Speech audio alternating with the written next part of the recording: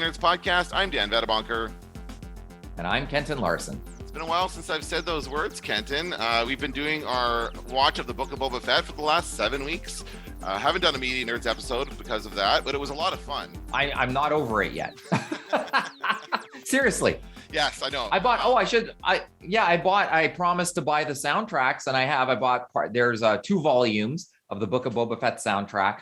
The one, my favorite song, might be one of my favorite songs of the year when everything plays out. The song that's playing when Luke is training Grogu is called Teacher's Pet. It's called. And I love it. It's because he kind of is like he's like training like a little puppy or something. Yeah. I play that song and it still gives me goosebumps. I still think of Luke igniting the green and Grogu being trained. It's just delightful. And it's interesting because it's funny because we're going to talk about Super Bowl ads today, which was of course last Sunday, and I did not watch the Super Bowl live. I had no interest in any of it, and I didn't do the USA Today thing. I know you did. You can talk about that in a second. But instead of watching the Super Bowl on Sunday night, I watched Fanboys. Which is a Star Wars related movie. I'm sure you've seen it. And this is the movie about a group of friends who break into Skywalker Ranch to get a copy of The Phantom Menace before it's released. This is like an early or maybe late 1998 or whenever. I don't know. It says 1998 or 99. And so it's got like Jay Baruchel, Kristen Stewart is her name, right? From The Good Life. I don't know. A couple other actors that you'll recognize, but not as famous as Jay Baruchel and Kristen. I'm forgetting her. Not famous enough for me to remember. Not as famous as the name I'll never remember. It probably says it on here. They should know. Can't read anything. My eyesight is so bad. But you're at Progressive's age, Dan. I hate to tell you. Kristen Bell. Thank you. Kristen Bell. Yeah. Oh, right. Yeah. That's right. So I am at Progressive's age, yeah. So anyway, so I made a video, and this is one actually. So my new thing on TikTok is I made my own bin. I don't know if I talked about that on this podcast, but I made my own bin that I'm pulling my DVDs out of. So this is what I did on Super Bowl night. I'm like, I don't want to watch the Super Bowl. I want to watch a movie. So I just pulled this out of the DVD bin, and then when I do that and I post it on TikTok, then I do a little short kind of a review video on the movie, and I made a little 1-minute kind of review segment on Fanboys and talked about how much it brought back the memory of going to see The Phantom Menace for the first time, like going in the theater, being full of people, just so excited about that movie and that energy, and just such a great experience. And so I got and it's getting a lot of response on TikTok. A lot of people are commenting with their own Phantom Menace memories. And I made a point of saying in the video, don't tell me you weren't born. I said, tell me where you saw The Phantom Menace for the first time, and don't tell me you weren't born yet because it'll feel old. And then proceed to get a flood of comments of young people saying, I wasn't born yet, saw it in 2003. I'm like, that doesn't help. No. Well, I don't know if born in 2003 or whatever they said, but still, that's not what I meant. So thank you for telling me. Thank you for making me feel old is what I said. That's all I did. So anyway, but this was great. I loved watching this. So if you haven't seen this in a while, maybe watch it. And I will actually get to recommendations at the end, but I just kind of wanted to start with a little bit of Star Wars because that's been our theme for this last few weeks. There's one part of that film that I remember just with laser focus and clarity, and that's when they say, "How was the film?" I'm like, how are they going to handle this one? How'd you like The Phantom Menace, which is the entire reason this movie exists? I kind of like where it goes. I'm not going to spoil it, but no, it's good. I think I like it. There's a couple of things I take issue with. A couple of things, just minor like plot things that they get to the end too easily. There's one thing that happens midway through, and it's like, oh, come on, like they should have to work harder for this. But anyway, it's a great movie. I had a lot of fun watching it. So if you haven't seen it in a while, check out Fanboys. But let's talk about Super Bowl ads. And again, I didn't watch it live. I just watched them all in a row on YouTube this morning. So I'm coming at this fresh. I've got notes here from most of them. But Kenton, tell me about your experience watching it on the night. Well, I got good news for you, and that is for next year. And that is they fixed USA Today in the sense that I think there was 32 ads available before the Super Bowl even took place. So I'd seen most of the ads going in. And of course, in Canada, once again, we don't get the Super Bowl ads. We get some of them if they buy airtime in Canada. Which to Americans is shocking and terrible. And they think it's the reason why there's trucker protests at the border, most of them. But and talk about a trucker protest that I would join. Could we see the American Super Bowl ads? Well, we had it for one glorious year. We had it, didn't we? Yeah. 2 years or something. Yeah.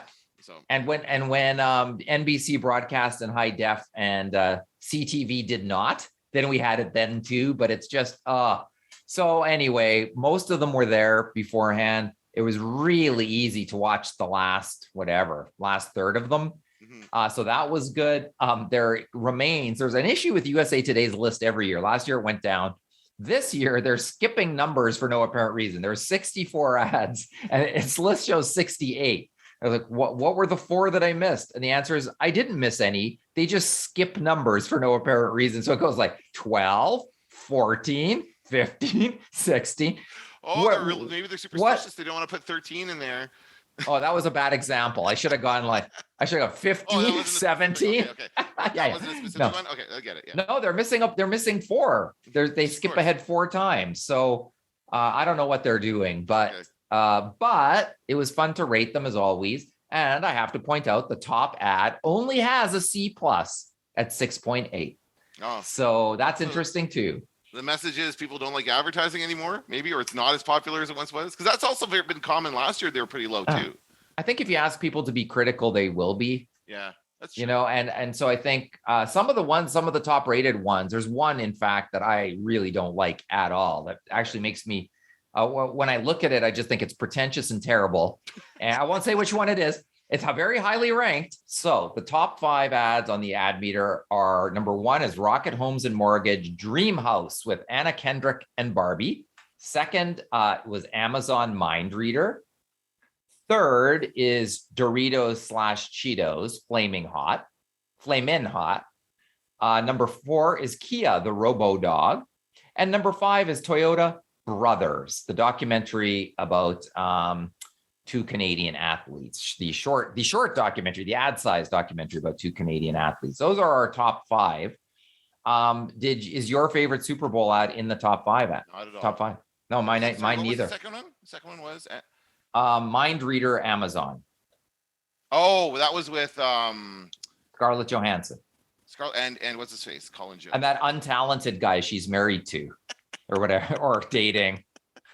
You know what? To be honest, I thought she was much better in that ad than he was. Like, you're right. Like, It's just like night and day with those two. Like, she just kind of so charismatic and so much personality, and she just fills the room even on a ad. And he's just like, I'm Colin Jost. Like, what the? It's like they're together as a joke or something. I don't know. Everyone's questioning. Yeah, it's a photo op. But I will say that is my least favorite ad. It's number 2 on the ad meter. And I you know what? I hated it. I thought it was like a bad SNL sketch where you get the guest star and the guy trying to read cue cards on the regular. It was pretentious in terms of trying to position their relationship as being like anyone's, I guess. And I did not care. I didn't like the tone. I just didn't care. I didn't care for the window into their lives. I just wish we could move on. This is a window into their actual lives. But yeah, it would also copy the format that I guess was established probably before this, but last year was Ashton Kutcher and Mila Kunis doing something together as a couple. And that was a common theme this year. We saw a lot of tons of celebrities, maybe more than ever. I don't know. But a lot of celebrities, a lot of reunions of casts. That was also a theme. TV show casts coming back together. A lot of like random like ones that were just like, I don't know. Well, why are we doing this? So yeah, none of those are my favorite. Let's go through the top 5. Or was there anything else that you wanted to talk about before we go through the bottom 5? Only that my top 5 isn't in there, or my top ad isn't in there. Your top ad isn't in there. I think Barbie, the Barbie Rocket Mortgage. Those ones. That was okay. I like that idea. Yeah, I thought it was a good idea too, and I think I understand why it's top. I had it written down as my list of possible top ads, though it wasn't the only one. There's a few that I thought could do that, but I thought that because it aims right for the middle of likability, like it's likable. It's not going to offend anybody. It's almost offensive in its inoffensiveness that everybody who sees this will go, oh, cool. Oh, it's kind of cool. It's friendly. It's likable. It It's moves by nostalgia. at a good clip. It's nostalgic, The right? nostalgia, and it So was what did it for me was the end, the Castle Grayskull at the end. That was like yeah, the killer for me. Oh, it's so awesome. that was good. Yes, yes, yes. I would love that. Yes, of course I would love that. So, and it's Yeah. again because I had Castle Grayskull, but for other people, it was Barbie. It was all that stuff leading up to the beginning of it. All the characters, I loved it. I loved all that whole aspect of it. It was not my favorite though. It was probably my top five. I didn't rate my top five, but that was up there.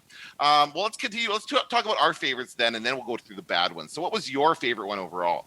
My favorite one, it's my favorite for a bunch of reasons, but I loved Irish Spring. And that was, it was a combination, a slight touch of nostalgia, a big dose of parody, and a completely hilarious and, and one of the reasons I love it is because how do you sell this to the client? A nod to Midsummer. The movie Midsummer with the creepy cult. And it's a guy who shows up and they say, no, we cannot have anyone who smells bad in our group here. And they give him a bath and he becomes one with the cult and does a little dance. And I just loved it. I love Irish Spring doesn't have many followers on Twitter. It's their first Super Bowl ad. And you have to admire. And I tweeted, wow, they went with a nod to Midsummer and Irish Spring liked my tweet. So I think it was intentional. I just think it's the reason it's my favorite is I picture the boardroom meeting where the creative somehow gets this approved. And I don't know how it works. I don't know how it happens, but I love that it works. Way to go. How about yours? What was your favorite?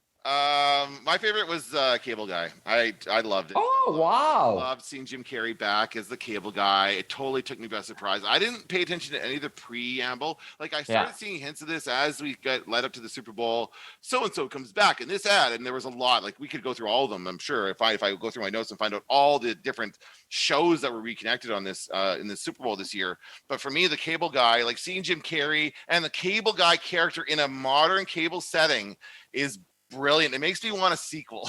It makes me want a sequel to the movie that we'll never get. I hope this is it. This is all we're gonna get. It's like that Seinfeld they did in Curb Your Enthusiasm, which was another one of my favorites. I did like the Larry what's his name? What was it for now? That it was some weird product. Good. I said good ad, bad product. It was the crypto. Yeah. Oh, God. FTX or something. Oh, whatever the hell it was. Yeah, it was great until we got to the end, and it's like, what the hell is this? So, some people in my class were offended by Larry David doing an ad for crypto, that they didn't like that matchup because he would not like crypto. That's true to character, right. And that's what he does in the thing. It is like it's like a short Curb Your Enthusiasm episode. Yes. So I was, Like I'm happy to see it. It's funny. Yeah. It was funny. So I like a world where an angry curmudgeon can be a celebrity too, to the extent that they're in a Super Bowl ad. I mean, he's a very wealthy curmudgeon. When you look at, if you go online and look at his net worth, it's all the Seinfeld and Curb residuals. Oh yeah. Are just, he's raking in all the money in the world, and he's a sarcastic curmudgeon who's still angry at humanity. Yeah. And that's good. That's a good thing. Oh yeah, he's great. And that was a fun ad. So that was also in my top five. Okay, so let's talk about let's look through the top worst ones, top five worst ones, or bottom five, I guess you would say. And then we'll talk about those. All right. So in terms of, and I've already said my worst, which is number 2 on the ad meter, which is Scarlett Johansson. I hated that ad. I just hated it. I didn't like the pretentiousness of it. But I also think that the bottom 5, I think we need to tell USA Today the trailers should not be part of the ads. They should not be included in the same category. Like a movie trailer is different than an ad for Cheetos. You know, the thing I watched didn't have any. I watched what I thought was a compilation of them all together in one video, and it did have all these ones, but it did not have any movie trailers. So this person took them out. That's probably good. I agree. I think they're completely different. It's a completely different type of marketing. I mean, you're just debuting it on the Super Bowl, but it's online, and everyone's going to watch it online. It's not really a valid piece of advertising, I don't think. So with that in mind, and I agree that this was very irritating. It was the AMC Plus trailer, which looked at first like it was going to be Better Call Saul, and then right away cuts to a montage of all their shows. and just not, you see Bob Odenkirk and you go, here we go. All right. A show I can't wait to see. Nah, no dice.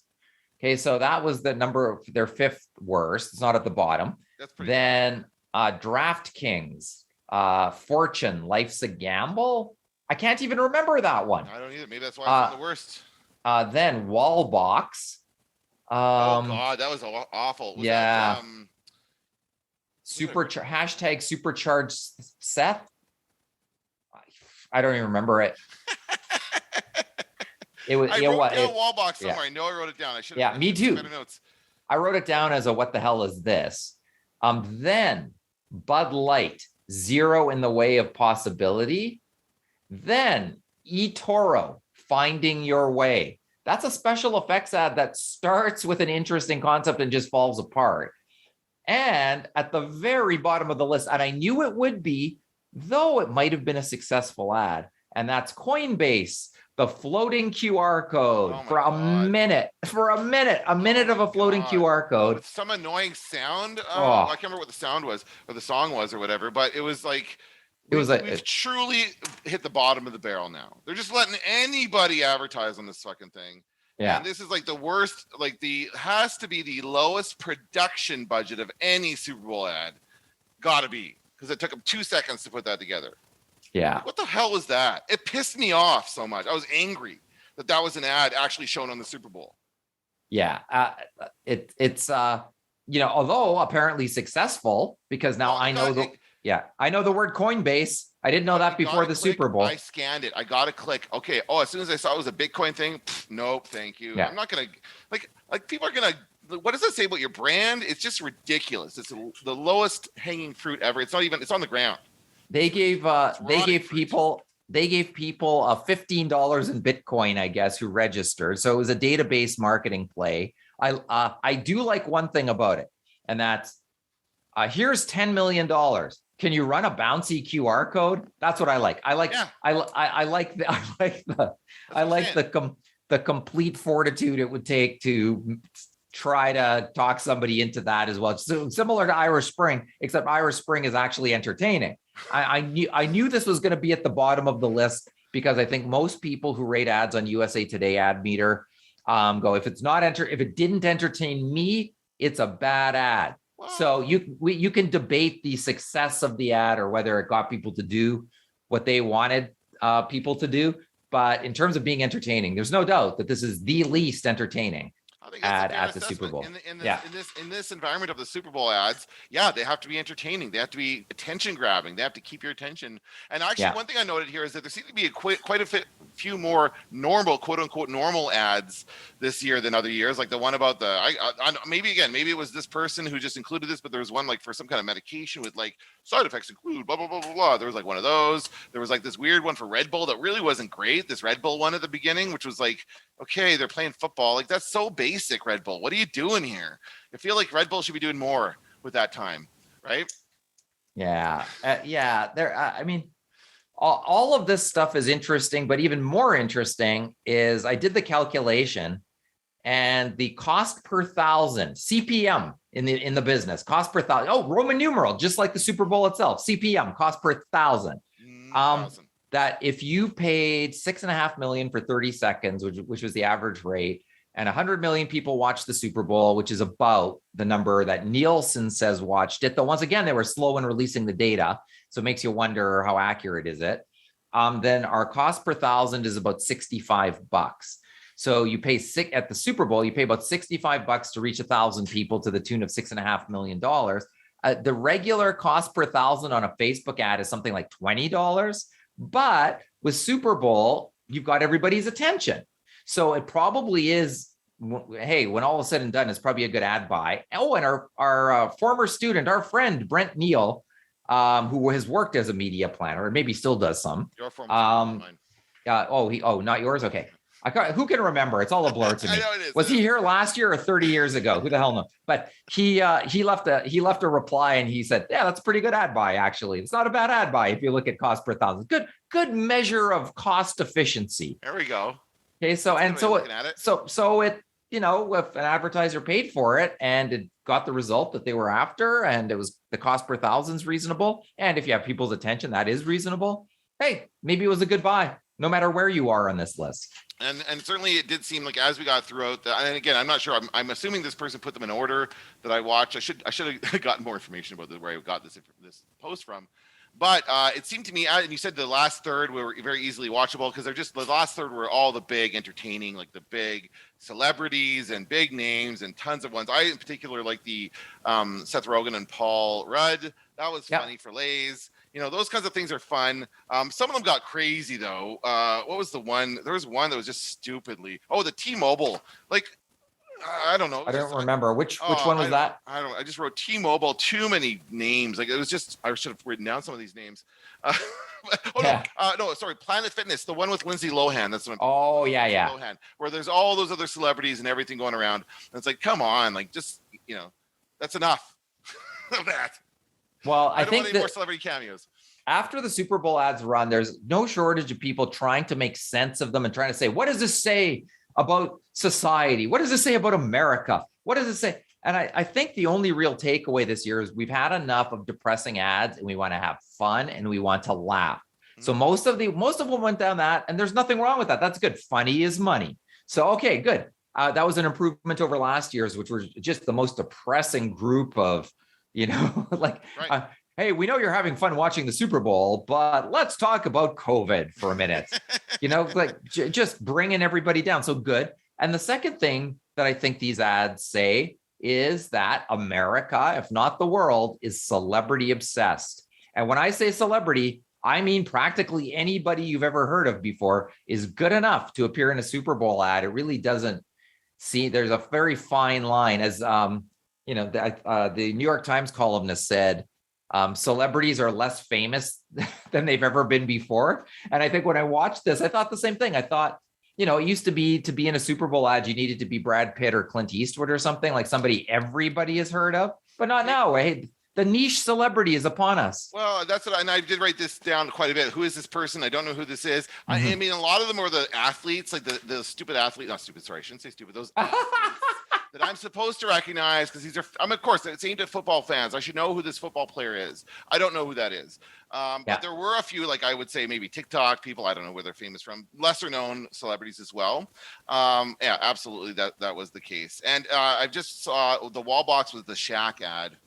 That's why people didn't like it. And it's not a Super Bowl if Shaq isn't in one of the ads. That is a yearly tradition. He's in everything. So the man will sell himself to everything. Okay. It's also not a Kazam sequel unless Shaq's in it. That's right. Is that the one that doesn't exist? What's the one that everybody thinks Sinbad is in? What? Oh, you never heard that one?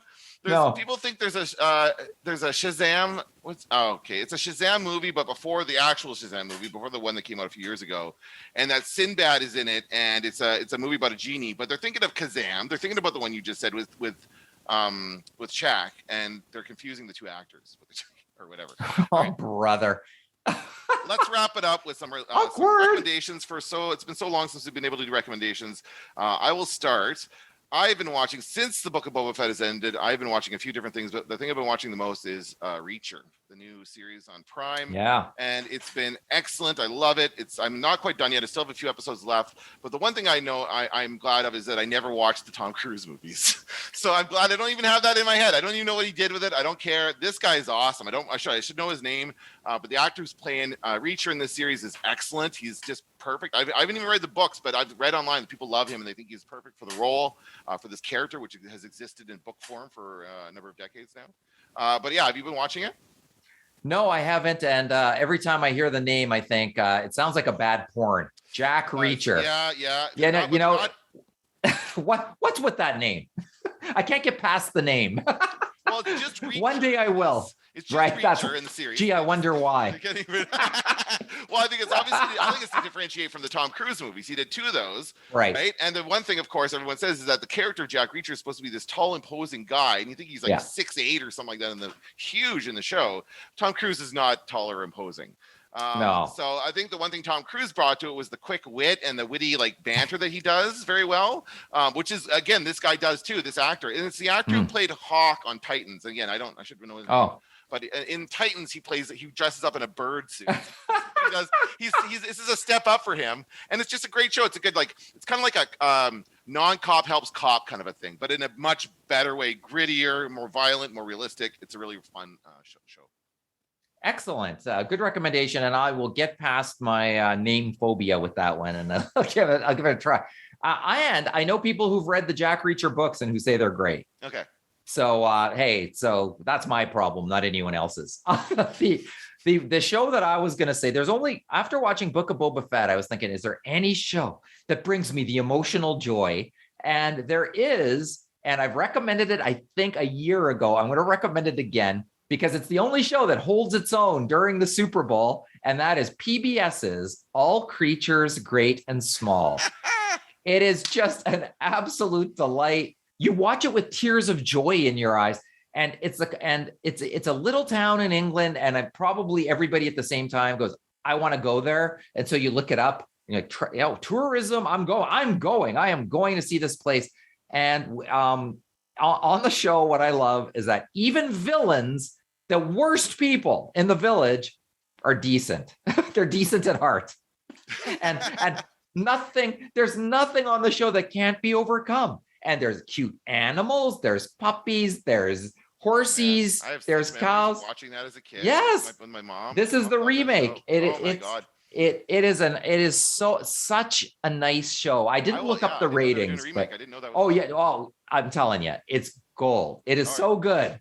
It's a must. The season 1's already out. The finale for season 2 is this week on PBS on Sunday. Oh, PBS. So it's broadcast on PBS. It's already on iTunes. Right. It's shown in England 4 months before it's shown here. Right. So it's you can find it on streaming services, I imagine. I just know I know it's iTunes, and I know that PBS has it. And I don't know if PBS has streaming. They must. I don't know. I'll find it, and I'll let my mom, but she'll be excited. My mom loved that. And it's a hit in the US. It's drawing something like 10 million people a show. So hey, it's just great. It really warms the heart. So that's what we need right now. Yeah, who couldn't use a little bit of that, right? All right, that's going to do it for this episode of the Media Nerds Podcast. I'm Dan Badabunker. I'm Kenton Larson. Don't let the door hit you on the ass.